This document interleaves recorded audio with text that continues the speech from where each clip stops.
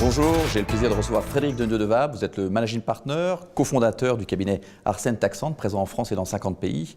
Alors, la loi de finances 2014 et les lois de finances rectificatives sont adoptées, mais le Conseil constitutionnel a dû intervenir et censurer un certain nombre de mesures. Qu'en est-il exactement? Oui, le Conseil constitutionnel a invalidé plusieurs mesures, notamment 2 dispositions qui visent à lutter contre la fraude et l'optimisation fiscale. La première concerne l'abus de droit.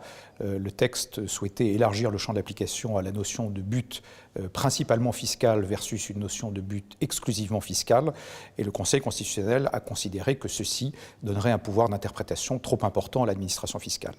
Et la deuxième disposition concernait l'obligation faite aux entreprises d'informer l'administration fiscale des schémas d'optimisation fiscale. Et le Conseil a considéré que, en l'absence de définition juridique suffisamment précise de la notion de schéma d'optimisation fiscale, ceci ne respectait pas le principe constitutionnel d'intelligibilité de la loi.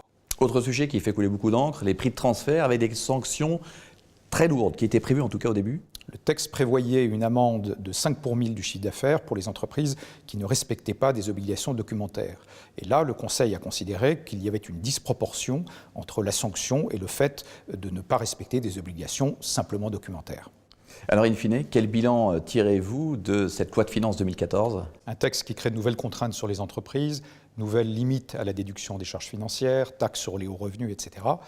Mais certainement un texte de transition dans la mesure où le gouvernement a annoncé une réforme complète du système fiscal français. Frédéric Denieux-Devabre, merci.